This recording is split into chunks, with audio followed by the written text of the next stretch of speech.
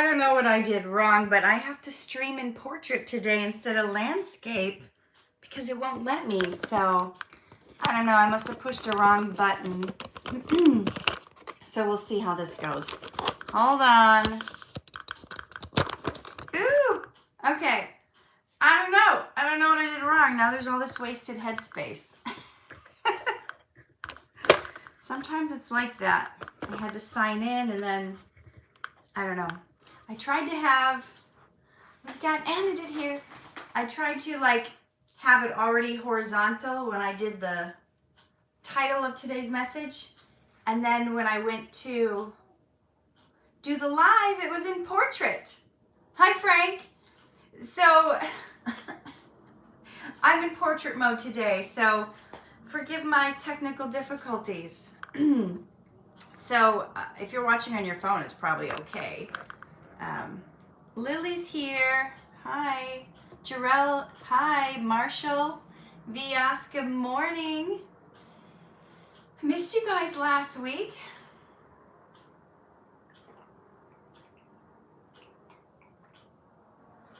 I didn't even have a chance to have my lemon water yet. So I'm going to do that today while we're talking. Hope that's okay. Normally I do that like right at 5 or 6 when I get up. But today was a bit of a busy morning. Okay, so have you guys ever dealt with betrayal?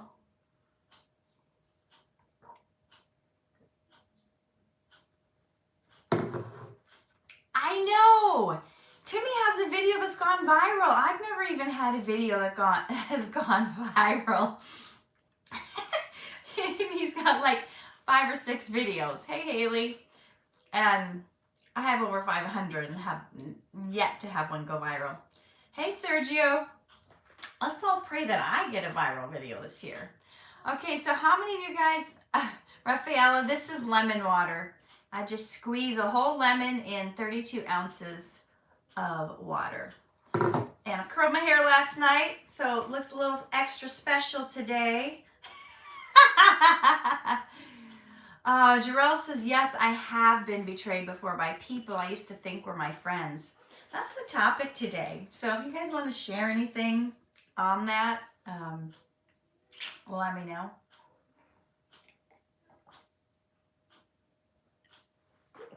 Frank was betrayed by his ex. That's the worst. Well, it's pretty bad when it happens with friends and family too. It's always the worst. Hey, Lucas. Sergio says lemon water is good for weight loss and to get rid of toxins. I don't know about the weight loss part, but it certainly flushes toxins out of your body. And it said, I started following your drink routine by having celery juice and lemon water every morning. Yeah, so do the lemon water like at least a half hour before the celery juice because you don't want the celery juice diluted. You don't want anything else in your tummy. That will really help. Well, it helps a lot of things. It helps your liver. Hey, Raj, is it Rajasi? And helps build the hydrochloric acid in your tummy. Elena, hi. Okay, Rodrigo got betrayed by my old friend. I told her I wasn't going to take her to Disney parks. Haley was betrayed by someone who was once my best friend. Yeah, doesn't that just like... And it really depends on the level of betrayal too. Lily says, betrayal by friends, lots, and yes, unless I like to drink warm lemon water in the morning for belly fat. I don't know if I would like it warm. Maybe if it was in a tea. I guess I could if I had a sore throat. I kind of like it cold. Nicola's here. Jackie's here. Did I even remember to say hi to Angela? Good morning, Angela. I know you're on here. Thank you, Nicola. So I was reading in this book. Can you hear Timmy? He's going crazy in the next room. You know, he plays these video games and even though he's not filming himself, he watches so many YouTubers who film themselves that he's like has this whole conversation going on with the video game or with the pretend viewers. Thank you for the gift, Elena. I really appreciate it. So he's in there like talking up a storm to nobody. Okay, Samara is here. So I was reading I've read to you guys out of this book before. Jackie says I'm a big fan. And Derek wants to know how I survived dancing all night in heels. Well, you learn these little tricks, like when you're standing. It depends on your shoes. Like, sometimes if you're in mules, you can slip them off and get a break for a hot second. But if you're in the strappy ones and you gotta undo the straps, you learn ways to kind of like twist your ankles.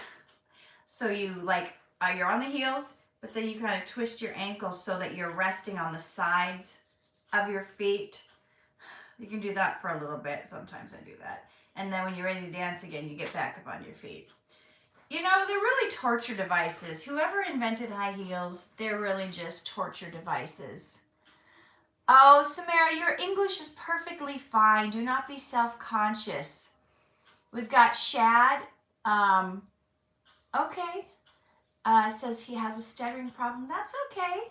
One of our other friends that's on here sometimes, Waylon, he also has a stuttering problem and he hasn't let it stop him. He actually has a show. He actually has a YouTube show and he interviews people, and I think maybe people probably judged him. Well, I know they judged him. They judged him a lot and people wouldn't take him seriously, or they would think that that meant he was dumb or there was something intellectually wrong with him, but that wasn't the case at all. And I remember when he asked me to interview him for his YouTube channel, and he was having a tough time getting people to say yes, and I said yes, and I believe that was helpful for him, because then he was able to tell the other people he wanted to interview, well, Catherine, I've interviewed Catherine, and kind of like, sometimes once you get somebody that sometimes people look up to, get them to do something, then they're much more likely to say yes. So hopefully, I'm hoping that me saying yes helped him, because now he's interviewed lots of Dhar Mann people on his channel.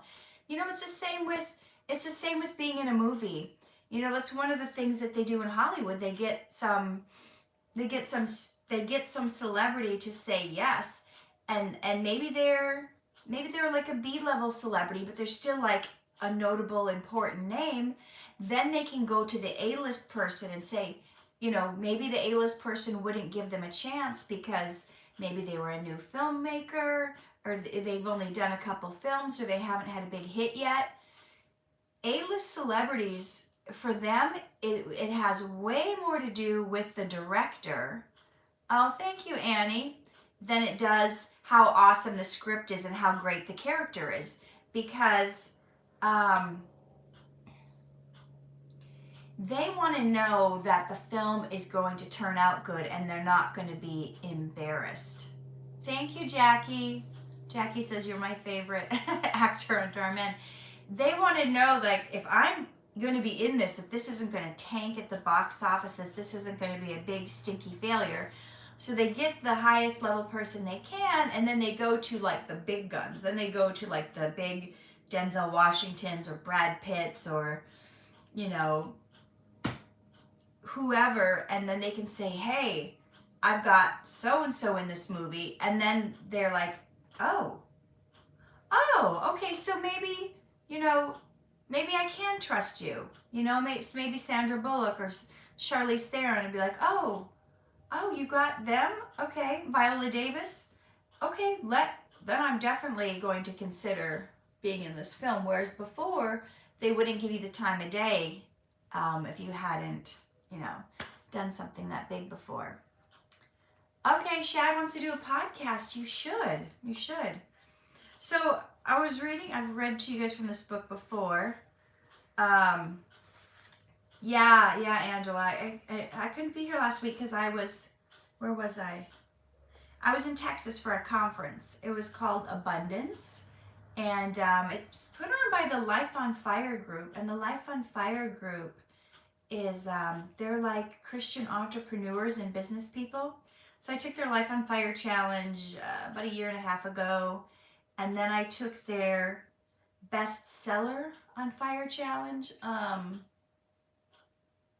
a couple months ago, and I was actually in Texas for that also a couple weeks ago. I guess it's this month.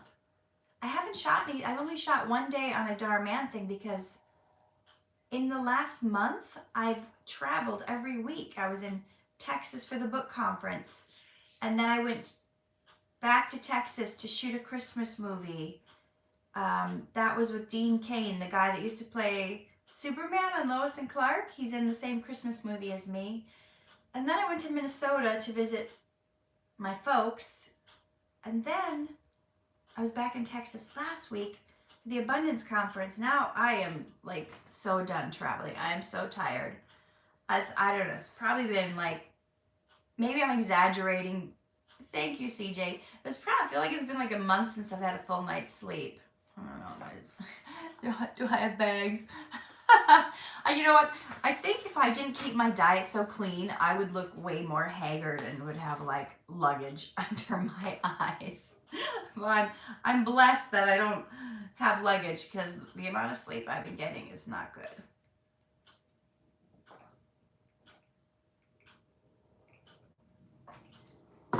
So, Sergio says, let me know if you're coming to San Antonio. I have no plans to travel anytime soon. I'm like so over it. It's lemon water, Nicola. That's why it looks a little not so clear. So, Double Diamond Principle. I love this author, Mike Murdoch. He's like one of my heroes. He's written over, I think he's written over 100 books. He is so smart, so wise, and he for a while, I don't know how long. You know, have you ever read the entire Bible? I only have like, I don't know, 7 or 8 times in my life. But he says if you read for 2 hours a day, you could actually get through the entire Bible in a month. For me, no, I'm a slow reader, so that doesn't. Oh, it's 12:14 in the afternoon. I wonder if that's similar time to, I think, Canada's time, and that's in Brazil. Interesting. So I was reading in here about bitterness. You know, how many of you, when you have been betrayed, have become bitter about it? I mean, sometimes it's hard not to be. Sometimes it's hard to be like, oh, I forgive you. You totally screwed me over, but have a blessed life. Wish you the best. Mwah, mwah. Sometimes it's hard to do, right? But that's what God calls us to do. I forgot to say hi to Karen and Dusty. I saw your thing come up, but I think I was in the middle of saying something. Hi, ladies. It's not always easy to forgive, especially, you know, and to not hold on to bitterness. And it's so tough. You guys have probably heard the saying, carrying bitterness is like drinking poison, but waiting for the other person to die. It really kills us. And so when we get betrayed, when we get screwed over, when someone makes up horrendous lies about us, man, it's tough. It's tough, I know. I remember being so angry at one of my friends. So, like, I don't know why she did this, but she told my other friend that, like, I don't know why I got so angry about this, because, like, I want to say it to you, and you're going to be like, that sounds like a silly lie. Who cares? But I don't ask people for stuff. I'm trying to get better to ask for things I need. But like, she told one friend of mine, oh yeah, Catherine tried to ask me for $2,000. She tried to borrow $2,000 from me and I did no such thing. Like, I had never asked this friend for a penny, ever in the like 13 years we've been friends or whatever it was at the time. And when my friend said, oh, so like, are you having money problems? Because so-and-so said you asked them for $2,000. I was like, I don't know why, but I was like enraged. I was like, what? She said, what? I was like, I'm like about to lose my voice screaming. I was like so angry. I don't know why I was so angry. It was like she made this up out of the blue. Oh man. Looking back on it, it sounds so funny. I could have just told my friend, no, I didn't. I didn't ask her for any money. I don't know why she'd say that. Like, it was so bizarre to me. Like, why would she say that?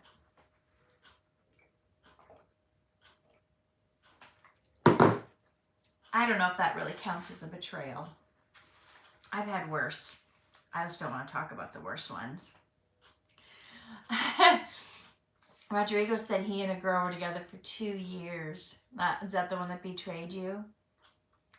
Yeah. Okay, Lily's got a bit piece of advice. One way to deal with betrayal is not feed your energy and time to them. Find something that makes us happier and find activities that make us happier. That's true. And you know what?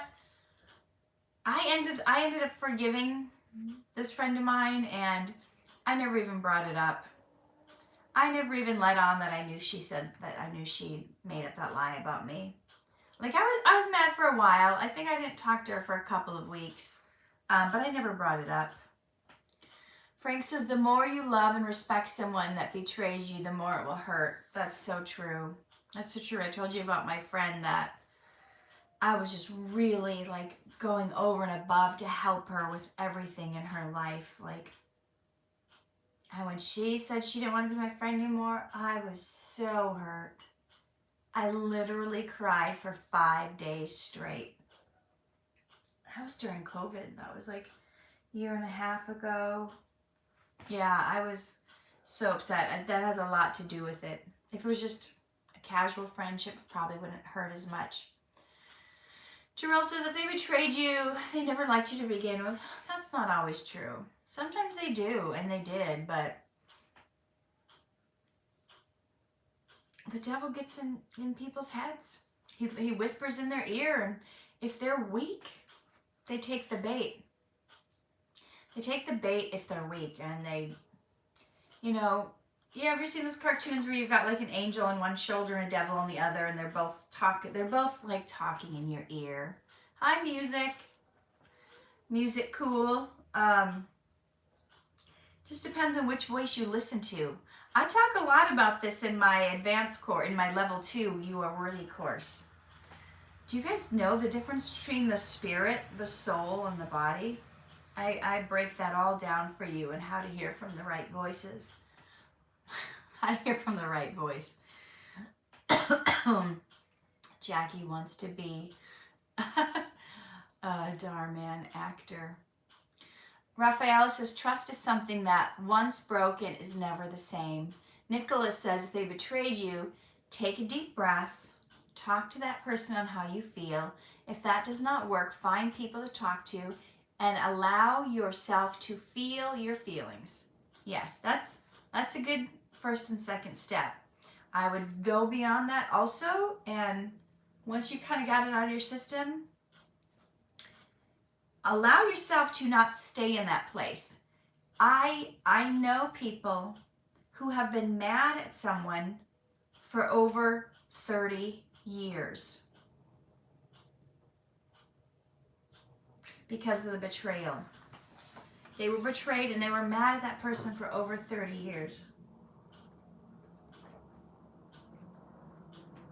And honestly, it's eaten away at them.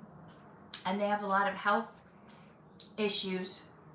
Probably that is tied into it. Do you guys know that, I don't know where the proof of this is, but I read somewhere that they've actually been able to like scientifically prove that bitterness is linked to cancer. So is unforgiveness. And there was a minister friend of mine. Did I tell you guys about this? She had a big tumor. I was in her lungs, somewhere in her body, and she was told she needed to forgive, and she just could not forgive this person. And she went up for prayer, and she finally, after a lot of prompting, finally forgave this person. And she had this large tumor. I think it was growing under her arm. She had a large tumor somewhere growing, and she finally really genuinely truly forgave. I think I told you guys about this. And the next morning in the shower, the tumor literally fell off her body and into the onto the floor of the shower, and like new skin grew back. You don't realize that bitterness and unforgiveness is really demonic. It's from the devil, and he's the one that has all the diseases. You know, some people think, well, God gave me this disease to teach me something. No, he didn't. Hi, Yolanda. No, he didn't. God heals. God is the healer. When he came to this, or when Jesus came to this earth, he went around healing every single person. He doesn't put disease on people to teach them something. He gives you the word. He gives you his word to teach you. Sickness and disease comes from the devil. Thank you for the gift, Lily. John 10:10 says it's the devil that comes to steal, kill, and destroy. But I, Jesus, have come to give you life, and life more abundantly. Yolanda's going to have a baby in 5 days. What? Is this your first? That's amazing. Congratulations. Well, you're not going to be sleeping either. Do you know that Timmy did not sleep through the night till he was 6? I was running around ragged, on fumes, with a short fuse, ready to snap at any time. And I did. I snapped. Oh, it's her firstborn. I wrote about it, and I'm working on this book about what it's been like raising Timothy. I used to have to let Rob, let me take 3 days, every quarter, and go book a hotel just so I could, be by myself and think and be able to write. And I made a fool out of myself one time when I lost it. I was so sleep deprived. Oh, I don't need to share that story. I mean, I've made a fool out of myself many times. When I let my emotions lead me, when I let it's not good. So, no to whoever asked me. I saw you put a question up about 10 minutes ago.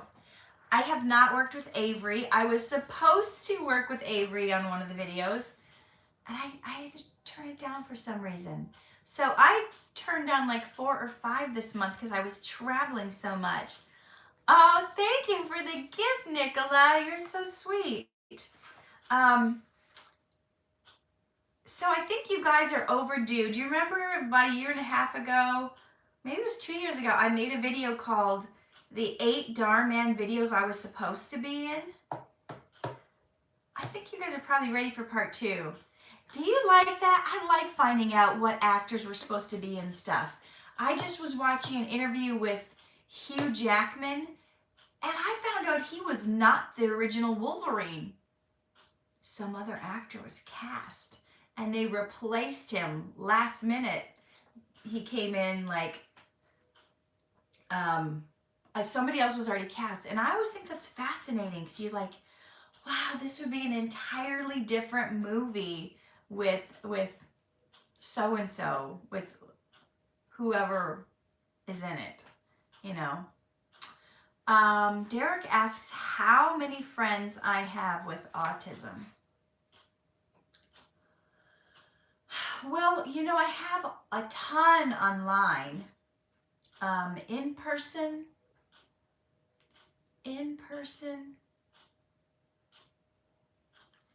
that are on the spectrum, I don't know, maybe 4? Maybe 4? So, Jesus refused to be bitter when others were disloyal to him. Via says, yes, I want to see a part 2 of the Dhar Mann videos you were supposed to be in. Yes. Jackie Reyes says, so you see? All right, Rodrigo says he has autism. I think a few of you guys on here do, or somewhere on the spectrum, if not full blown. So bitterness is more devastating than the betrayal. Have you ever thought of that? It's more devastating to your life. Here's why. Hey, Ziggy. Ziggy says, I have ALS. I've heard of that, but I don't really know what that is. What does that stand for? Blake is on the spectrum. So think about, how is bitterness more devastating than betrayal? Well, it certainly damages you. It damages you so much in ways you don't even know. It's always in your thoughts. It's always in your mind. It gets, you get upset. Like when that friend of mine, like, bailed on me and ditched me and said these things about me that weren't true and didn't want to be my friend anymore, the one I cried a lot about, I was so devastated I could not even drive by her house. And I used to take that road. It was like, she only lives like 1.5 miles from me. I could not even drive by her house. I could not. I would be so upset when I would drive by her house. I couldn't do it for like, I couldn't drive by her down her street for like a year. I would have to like go around. I mean, not that that's devastating, but it's devastating to so many ways. So bitterness, if you get bitter, hey Daniel, because of the betrayal, it's damaging to you. It's damaging to your inside. So think of it this way. Betrayal is external.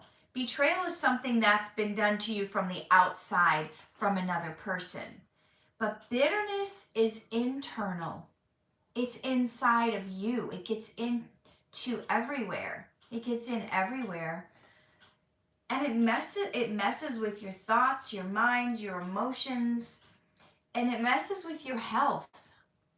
You don't even know how much it messes with your health. Jordan says, what are you? Definitely, you have friends online with autism, and I am one of them, and I am your supporter that's autistic and visually impaired. Thank you for speaking up, Jordan. So betrayal is something that others do to you, right? But get this, bitterness over it is something you do to yourself. So Nicholas said, I wrote a poem about autism. Did you see it? I don't remember. I don't think so. I'm not sure. So you have to stop doing that to yourself. You know, the whole thing about bitterness is drinking poison but waiting for the other person to die, it doesn't hurt them. Like, once somebody has betrayed you, once they've done you wrong, once they've screwed you over, many times they're not even thinking about it again. Like, unless they have a God consciousness in them, unless they have like the Holy Spirit, unless God is convicting them, like, hey, you did that person wrong. You need to like make it right or go apologize. Unless they have that, thank you, Lucas, they're not even thinking about you. They're not even thinking about how they did you wrong. And if they are, they're justifying why they did it, why you deserved it, and why they're right. You know, Hannah, I don't know how many friends I have with ADHD. Here's the thing. I never consider like what someone is dealing with. I don't like, I know I have several friends who've said they have it, but I don't like count, like I'm not keeping a list of things that people struggle with. So a lot of people have a lot of different things, and it's nothing to be ashamed of. It's nothing to be embarrassed of. You know, you find ways to work around whatever issues you're dealing with. Yeah. Jackie says, I'm going to middle school tomorrow and I'm scared. I feel like I'm going to get bullied. Well, don't be scared and don't have that fear. You need to walk into that place with confidence. You need to walk in that place like, I am who I am. Like me or don't like me. You know, I'm going to be who I am, and don't go in there with fear, because fear attracts bad things. You know, if you're vibrating on that level of fear, it's kind of like a hypochondriac. Do you know what a hypochondriac is? That's a person who thinks they're going to be sick, who worries about certain sicknesses, who thinks, oh, I might get this disease and that disease, and then they're studying those different diseases just to make sure they don't have any of the symptoms, and they do like all this stuff. And they end up getting that because that's what they put in their mind. That's what they put in their subconscious. That's what they're looking for. So if you go around, I'm so scared I'm going to get bullied, I'm looking around, who's going to bully me? You're walking around like a scared victim, then you're the exact kind of people that the bullies look for. So you don't want to do that. You don't want to, like, without sounding hokey pokey, weird, spiritual, you don't want to vibrate on that level. You don't want to go into it with that consciousness. You want to go into it like, I'm a winner. I got this. Middle school is going to be no problem for me. I've got the mind of Christ. I got everything within me. I'm strong and secure in myself. Do you know when I used to go to auditions, nervous and scared, and I had worthiness issues, and I thought people weren't going to like me, and I went in there and I projected that I had no confidence and I didn't think I was good enough. I would not get hired because they would go, oh, you know, if I would do an audition, I would do my audition, and afterwards, like, they might have liked it. They might have been like, oh, okay, that was an interesting take on it. But I would go, sometimes actors do that. They go, like, they just told everyone in the room that what they did just stunk, and they didn't believe in themselves. And then the casting person who maybe liked what you did goes, oh, that wasn't good. They didn't like that. Do you know, here's the crazy thing. Do you know how often it is that if you mess up, nobody even knows until you tell them, oh man, I'm sorry, that was terrible. I should have done better. And they're like, what? What are you talking about? Because they're not seeing their flaws the way you are seeing the flaws. And this is for every area of life, whatever you're working with, whatever you're dealing with. So you have to go in there projecting confidence. Do you know so many actors, they say, you know, once I didn't care, once I was like, I don't care if I get this job. You know, once they stop being desperate, like, I have to book this job, I need this job, I gotta pay my rent, and you go into that desperation. Nobody wants to be around angst and desperation. Once you go in there like, I know my value, I know what I bring to the table, I know I could do a great job with this role. If you see it, great. If you don't see it, you know, you're lost. Once you start projecting yourself like that, thank you, Lucas. He likes my necklace. Once you start projecting yourself like that, people don't mess with you. You go in there strong and secure, steady, you know who you are. You go into an audition, you go into a job interview, like, I got this. You bring your very best. You do the best you can. You don't, like, if you stumble over a line, it doesn't matter. It doesn't matter. We stumble over lines in real life. That's just natural. But if you go, sorry, I lost my plate. Let me start over again. They're like, it's not. So I use that analogy of acting because it's the same thing. Wherever you go, you have to project that air of confidence. Air of confidence. I just realized I said error of confidence. Air of confidence. Lucas asked, why do you have two different colored eyes? It's because I was born that way. All right, back to the bitterness. Bitterness is something you do to yourself, and it damages you. It causes sickness, disease, and it doesn't feel good in the body emotionally or anything. So here's what the book of Hebrews says about it. How can you survive the currents of bitterness? It says, look diligently, lest any man fail the grace of God, lest any root of bitterness springing up trouble you, and thereby many may be defiled. That's a heavy verse. Like, I mean, if you were to pull that apart, so you've got, look diligently, lest any man fail the grace of God. Okay, who's failing the grace of God? Is it the person that's holding on to bitterness? You may think you're justified staying angry and bitter at someone who did you wrong, but could you be failing the grace of God?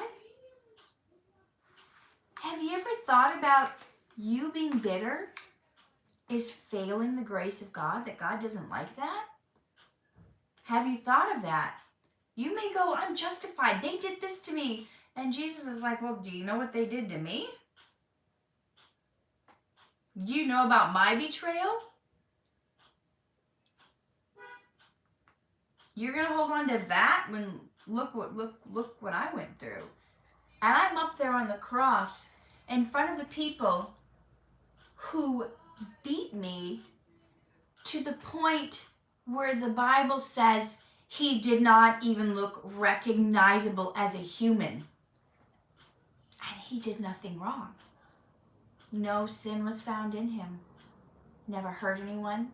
Only came to heal, to love, to accept people who weren't accepted. Smashed a crown of thorns into his head, piercing him with blood.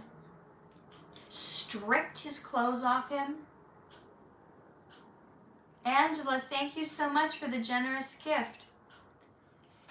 They tore him to pieces.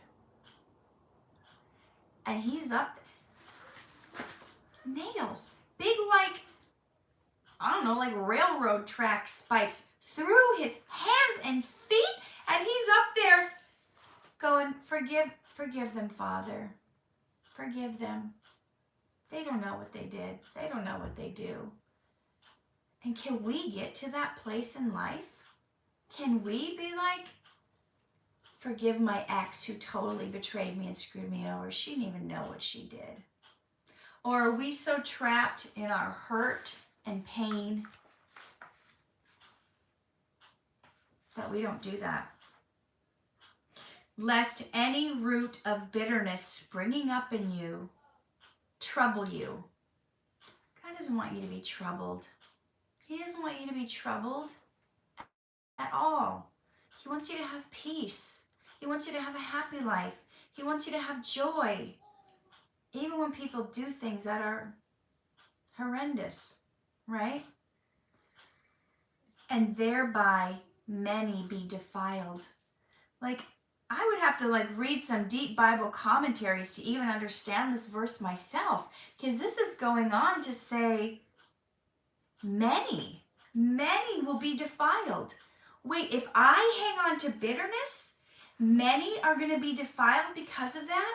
I don't even know how that works. So 3 things this verse is saying. If you're holding on to bitterness, you're failing the grace of God. You're troubling yourself, and many are going to be defiled because of it. Okay, so when someone is disloyal to you, what does that stem from? You have any idea? What does it stem from if someone is not loyal to you? If they're disloyal to you, that stems from unthankfulness. They're not thankful to you for all you've done, for who you've been to them, Betrayal is a product of jealousy. That's what Mike Murdoch says. Disloyalty is a product of unthankfulness, and betrayal is a product of jealousy. Everyone has had these, you know. Jarrell asks, were you a motivational speaker before you started doing it on YouTube? I was to my friends. I would always give like advice and motivational stuff. Like, you know, it was so cool. I was just cleaning out some files on my computer, and I found like my mission statement from 2001 before many of you were born. And I wrote this mission statement of what I wanted to do in my life and what I wanted to do as an actor and the difference I wanted to make in the world. And it was so cool to look back on. I was like, I almost feel myself reading it so you guys could know, like, look, 21 years later, and how many of these have I fulfilled? How many of these I was acting on? And I saw a word in there, and it said I wanted to be an encourager. And I was like, I didn't even know I wanted that 21 years ago, but I think that's been the life I've been living. Just before I had the courage, you know, because I struggled with self-worth issues. So I didn't go on camera. I was encouraging everybody all around me, but I wasn't encouraging myself. And I was like, oh, you can't go on camera. You don't know what you're saying. You don't know what to speak. Nobody would want to hear from you. So although I had a lot of like great advice in me, I just didn't think anyone would want to hear it. I only started filming it like five years ago, but I was doing it way before that. And I started filming my like encouragement videos like maybe a year or two before I started working for Dhar Mann. But, you know, I just thought, well, who would want to hear from me? And, you know, that's really a generational thing.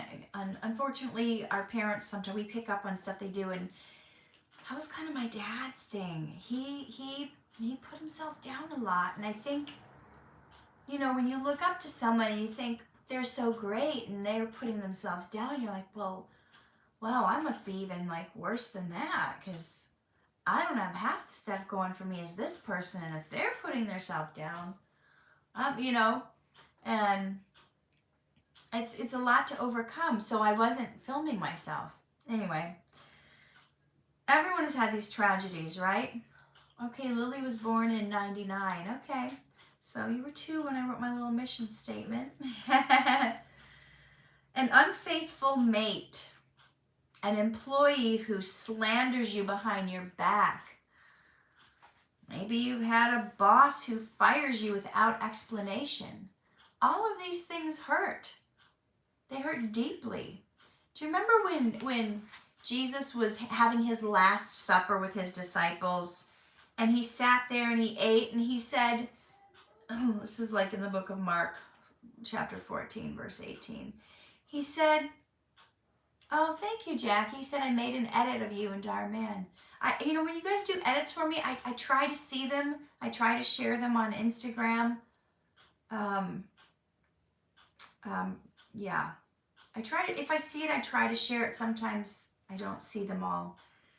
But I just found a thing on Instagram where I can now see the things people have tagged me in case I miss the inbox message.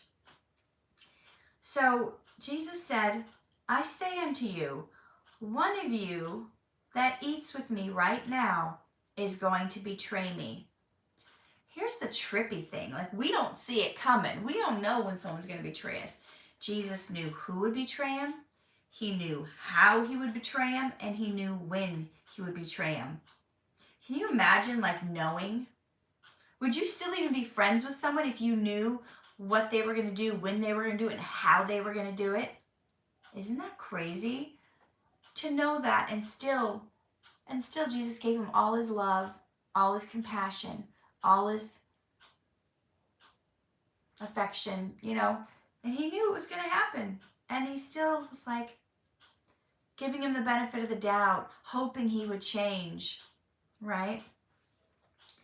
So I get you guys are asking me a lot of questions now. I promise I will answer them. I only have this much left to go.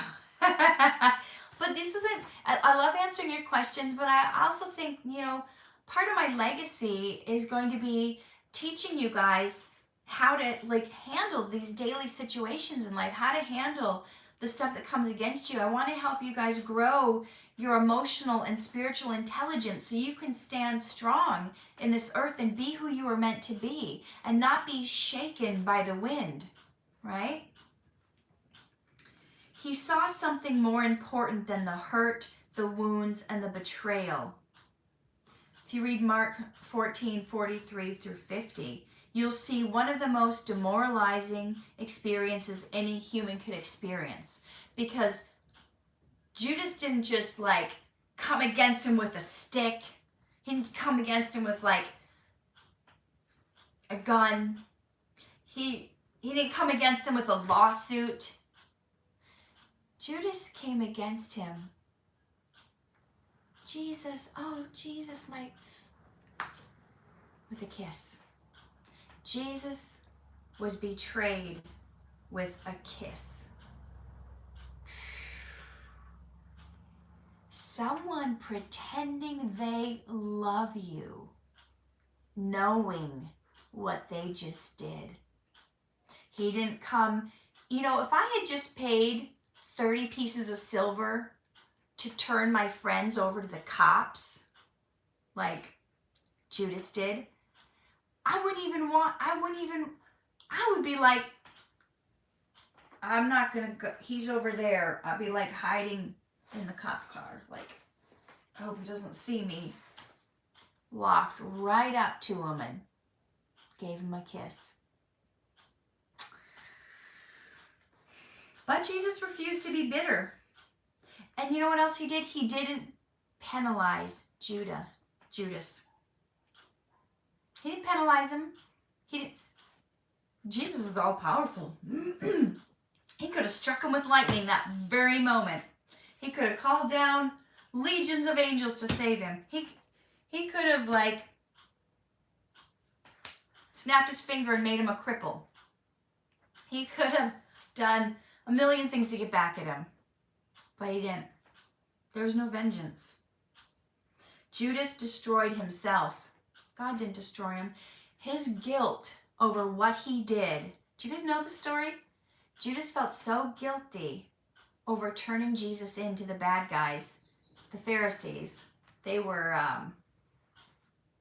the most holy of holy, like, Jewish synagogue people, but they weren't the good ones. There's good ones and there's bad ones. So with any religion, with any person, they were mad that Jesus was getting all the attention and they weren't. They were mad. I mean, he knew the scriptures better than they did. He was taking the attention away from them. He was healing people. The Pharisees were getting mad because Jesus was healing people on a Sunday. You don't work on Sunday. Well, it was the Sabbath, so it was Saturday. You don't heal people on a Sabbath. Can you imagine? Jesus comes across a cripple who's never walked in his life. He's like, here, I'm going to heal you. Get up, walk. He's healing blind people. And the Jewish leaders were mad because it was a Sabbath. You don't work on a Sabbath. What? Jesus came to turn everything upside down. Jesus came to turn everything on its head. You always show kindness. You always do miracles. You always do healing. You always pray for people. I don't care what day of the week it is. Okay. Thank you for the gift, Nicola. Peter cried out. Peter denied Jesus, remember? He's like, they're like, are you with that man? You know that man? I don't know him. I thought I saw you. You were with Jesus. Who are you talking about? No, I saw you, Jesus. He cursed at them. I don't know Jesus. Can you imagine your best friend denying they even know you, cursing you out? Like, guess what? Peter cried out for mercy and forgiveness, and he was restored. Not only was he restored, he became a great preacher for the Lord. So you got two people that betrayed Jesus, Peter and Judas. Judas, instead of going to Jesus and repenting, who would have been forgiven God would have forgiven him. He let the guilt eat him up, ended up hanging himself, killed himself over it. Peter betrayed him, but he repented, he forgave. So if there is anything you guys need to know, I know we're talking about other people betraying you, but you know, we're not all innocent. We've hurt some people too in life. We've said some mean and unkind things. We've screwed some people over. We've gossiped about people. We're not innocent. I'm not innocent. You know, holiness is a mountaintop we will never see. We keep going up that mountain of holiness and sliding back and going up it and sliding back and trying to do good and sliding back. It's a mountaintop we never reach, right? The Bible says, be holy as I am holy. We could try, but man, we got issues. I talk about this in my You Are Loved course. I talk about the different levels of sin and falling short with the grace of God and whose sin is bigger and how how to judge sin and how to be accepted by God and what standards you have to live up to in my next course, You Are Loved, which hopefully we will get to next year. Yeah, a lot to do here. Okay. All right, so he was restored and he became a great preacher. So here's the moral of the story. All right, Ephesians 4:31 and 32. And then I will get to your questions.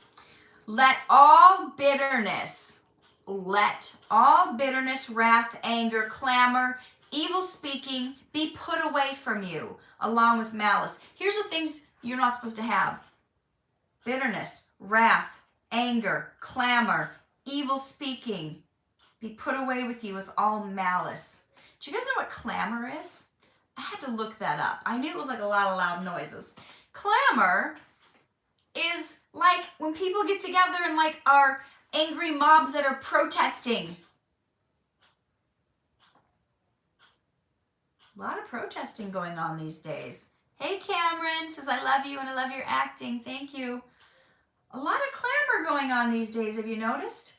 How much better would it be if instead of forming an angry mob and protesting something we don't like, if we just kept praying diligently over the situation? How many of you, by show of hands, which I can't even see, would think that would make a bigger difference? Nobody would get hurt. Nobody would get looted. And prayer makes more of a difference. Like, prayer makes more of a difference than politics sometimes. I'm just saying. Okay, let it be put away with you and be kind to one another, tender-hearted, forgiving one another, even as God for Christ's sake has forgiven you. We have to forgive those jerks. We have to forgive those jerks. Do you know there's another scripture that says, if you don't forgive others, God won't forgive you? Marcus is virtually raising his hand. Thank you. So you know what? You may have been done wrong, but you cannot constantly going around telling people how you were screwed over. This person hurt me. This person did. Can you believe this person did that? And this person did that to me. I got some doozies of stories. I'm writing about one of them in the premature faith book. I'm writing about Timothy when he was born. But you know what? Here's the thing. This is advice from Mike Murdoch. Do not remind others of your experiences unless it's to teach and encourage them to rise above their own hurts. So that's the only reason I'm airing my dirty laundry for you. It's not to get your sympathy. It's not so you go, oh, Catherine, I'm so sorry they did that to you. You don't deserve that. Some people do that for sympathy. They want to tell you how they were screwed over so you can be like, oh, you're too nice of a person. That shouldn't have happened to you. You got to rise above it. You got to refuse to be bitter, no matter who's disloyal to you. I'm done. I'm going to be quiet. I taught you enough today. I need to answer your questions. You're like, I've asked you all these questions and you haven't answered them. Nicholas says, don't lie or hold grudges in other people. I'm being easy to forgive. You just have to forgive. You know what you have to do? I wrote a poem about this once. You just have to make a choice every morning when you wake up and say, Lord, I forgive whoever is going to hurt me today. You think you could do that? Like, in advance, I forgive whoever is going to screw me over today. Not that you're looking for it, but you know what I'm saying? You just want to have that. You want to walk in peace. You want to walk in joy. You want to have victory in your life. And if you're letting something that happened to you bombard your mind, bombard your thoughts, bombard your body, bombard your emotions, then they won. You don't want them to win. They already did that one victory over you that hurt you. But every time you rehearse it, you're going back there and letting them win, and you're getting upset over what they did. Nicholas said, I wrote letters to people after failing out so that I can move on with my life. I've given that advice to a lot of people. If you guys are still holding on to bitterness or anger or hurt over something someone has done to you, write them a letter. Write them a letter about all the ways they hurt you. Get it all out of your system. When you get it all out of your system so it's not in you, you're not carrying it. I was really upset when you did this. You really hurt me by doing this. I couldn't believe you did this. You took this from me. You stole my innocence. You lied about me. You broke me down. You made me feel insecure. Whatever it is, you write it all down. And then you pray over it. You pray over it and you ask God, is this something I need to give to the person? Is this something I need to tear up? Is this something I need to burn in the fireplace? And then you ask God to release it. Maybe you need to sit there for 10 minutes and close your eyes and just say, release. Release. Release. And you let it go. They do not deserve to be taking up residency in your mind. You've got a big future for you. You've got plans, you've got hopes, you've got dreams. You cannot let some attack from the devil hold you back one more minute. Brittany says, if I write a letter, I might want to mail it. You know, if the Lord leads you to, if it's not out of your anger or hurt or, you know, bitterness or jealousy over it, if you really feel like it's led by the Lord, I had a friend who, he passed away a couple years ago of cancer, and he had some friends that he thought really did him wrong.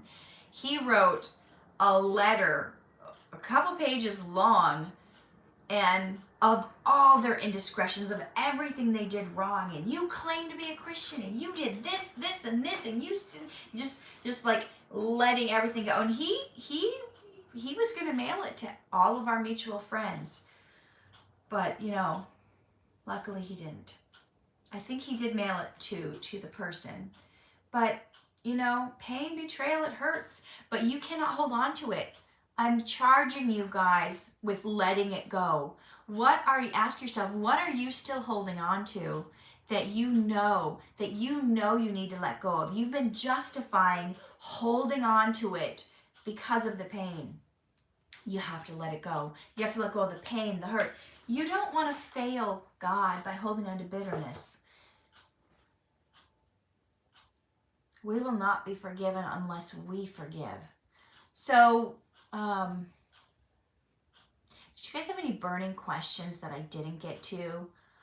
Somebody was asking me what it was like. Is that you, VS? To work with Rachel. She was lovely. I found out she's from my home state. I think she said she's also from Minnesota, which is where I'm from.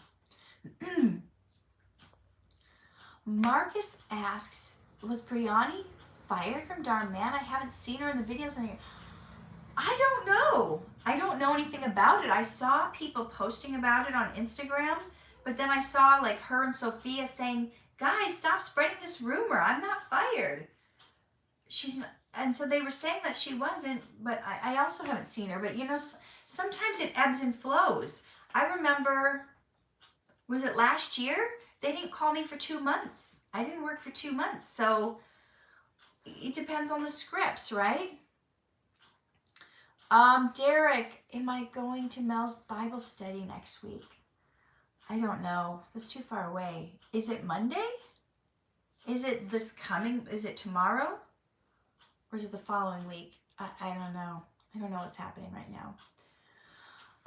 Nicholas says, it can hurt when former friends hang out with other people because you feel replaced. Yeah, I understand. I've been there. That left a mark on me when I was a kid. I actually talked about that in one of my videos. Oh, I have a video in here called Happy International Women's Day. And I actually talk about that. I think I talk about the being betrayed. I was in like grade school, but I still remember it. Supercar, So Asian says, you inspire me every day. I try to inspire someone at least once a day. Hey, that's cool. I always tell people, always think positive thoughts because your thoughts become your reality. That is so true. You know, I used to sell Mary Kay Cosmetics, and one of the things we learned was, I don't know who said this quote, but what you think about, you bring about. So that's another reason why you don't want to be thinking about, oh no, I'm worried I'm going to be bullied. The thoughts that you think tend to manifest because you're looking for it. You're expecting it to happen. Frank says, do you think it's wrong to teach children about fake things like Santa Claus and the Easter Bunny and the Tooth Fairy? I don't think it's wrong, but I think you should also teach them like the correct thing as well. Like, it's fun for them to go do an Easter egg. Like I volunteered at an Easter egg hunt this year at a church. And we got all the kids who in the neighborhood who don't go to church who wanted to get prizes and candy and Easter egg hunts. We got them all there under the premise of an Easter egg hunt. But then we sat down and we taught them what Easter's really about. We sat and taught them we had them all sit down and we taught them about Jesus. When Timmy was little, you know, when he would hear his friends talk about Santa Claus. So I would make sure one gift came from Santa Jesus. That's who I called him. I called him Santa Jesus. I was like, look what Santa Jesus got you.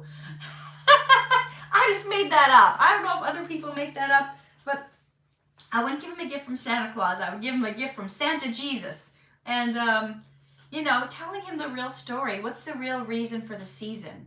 And not making it be about, I don't think I ever, not to my memory, took him to like a mall to meet Santa Claus, to sit on his lap. I never did that, but he heard about Santa Claus. He saw Christmas cartoons, so I would give him something from Santa Jesus.